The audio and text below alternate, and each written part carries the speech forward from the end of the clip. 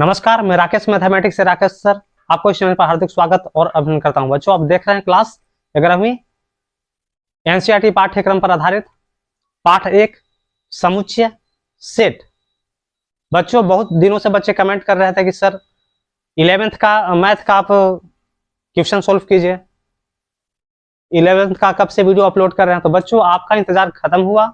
बच्चों, आज हम लोग समुच्चय को ही पढ़ेंगे, जो बच्चों आपका भाग जो है से 1 है। तो बच्चों, समुच्चय का सबसे पहले हम चलते हैं परिचय की ओर, है ना। परिचय मेरा क्या कहता है? समुच्चय है, सेट है, तो पूरे लगन के साथ पढ़िए, है ना।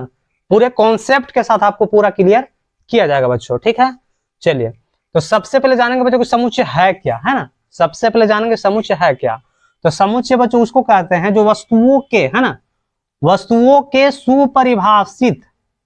सुपरिभाषित संग्रह को, जी हाँ बच्चों, संग्रह को समुच्चय कहते हैं।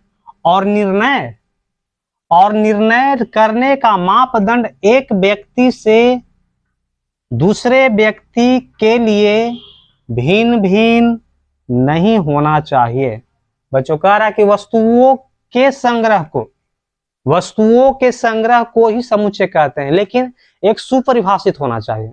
सुपरिभाषित बच्चों कहने का मतलब क्या? जैसे मेरा हाथ में एक मार्कर है, ठीक है, तो एक जो सेट है ना, एक समुच्चय सेट है, तो इसको बनाया कैसे गया होगा? तो इसमें एक आपको कैप है, ठीक है। अगर इसको खोले तो अंदर से आपको इंक मिलेगा, है ना। एक सुपरिभाषित हुआ, एक संग्रह होता है, एक किसी भी वस्तु को संग्रह से ही एक सेट बनता है। जैसे हम बोले कि एक चेयर है, मीन्स कुर्सी है ना, तो कुर्सी के कितने पैर? तो 4 पैर होते हैं। तो यहाँ पे ये भी कह रहा है कि एक व्यक्ति से दूसरे व्यक्ति के लिए भिन्न भी नहीं होना चाहिए। जैसे कोई बोल रहा है कि व्यक्ति की 4 पैर होते हैं कुर्सी के, तो सभी के लिए कोई भी व्यक्ति आएगा तो रियलिटी यही है कि बोलेगा कि 4 ही पैर होते हैं कुर्सी के, ये 5 नहीं कोई बोलेगा। तो यहाँ पे एक व्यक्ति से दूसरे व्यक्ति में अलग अलग भिन्न भिन्न, मतलब जो निर्णय लेने का तरीका होता है अलग अलग नहीं होना चाहिए, ठीक है। तो आगे और भी इसको डिटेल्स और क्लियर करेंगे, इसलिए यहाँ पे कुछ हम उदाहरण भी रखे हैं बच्चों, है ना। किसी समुच्चय को निरूपित करने की 2 विधि होती है। पहला विधि आप रोस्टर, जिसको सारणीबद्ध रूप भी कहते हैं, रोस्टर और टेबुलर मेथड होता है बच्चों, ठीक है।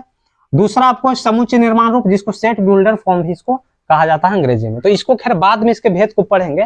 तो सबसे पहले हम लोग पढ़ेंगे कौन समुच्चय है, कौन समुच्चय नहीं है, कौन समुच्चय है और कौन समुच्चय नहीं बच्चों। तो पहला आपका क्या है? 3 विख्यात अभिनेत्रियों का संग्रह।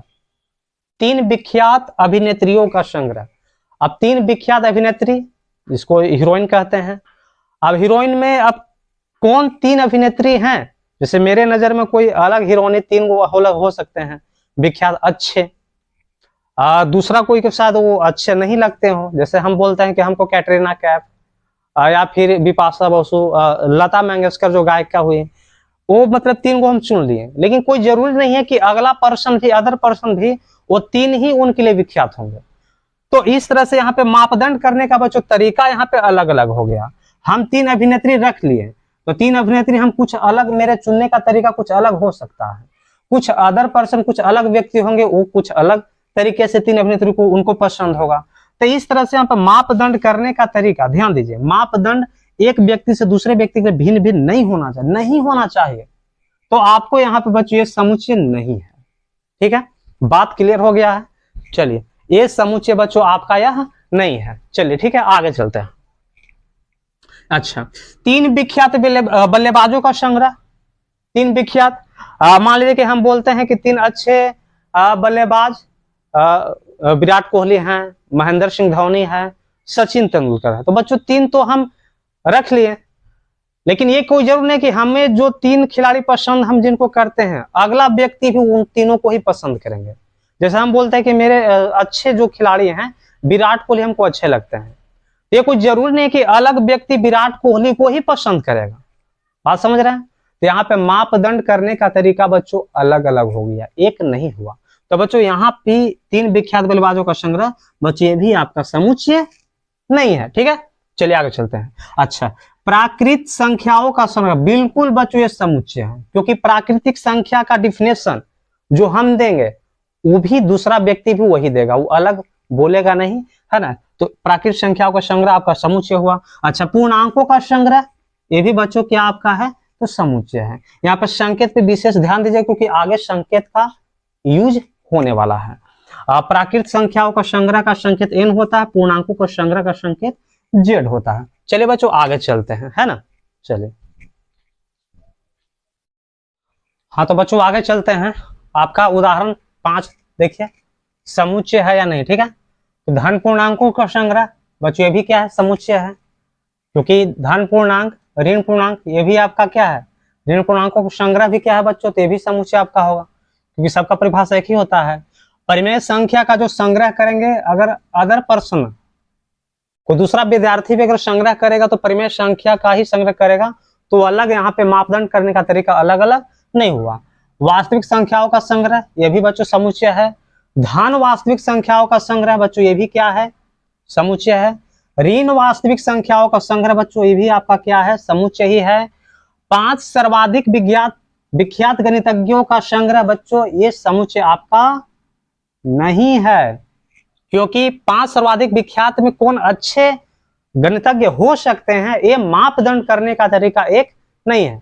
जैसे हमारे नजर में आर्यभट्ट अच्छे लगते हैं, अच्छे गणितज्ञ हैं, लेकिन ये कोई जरूर नहीं कि दूसरा व्यक्ति को भी आर्यभट्ट अच्छे लगते हो, है ना।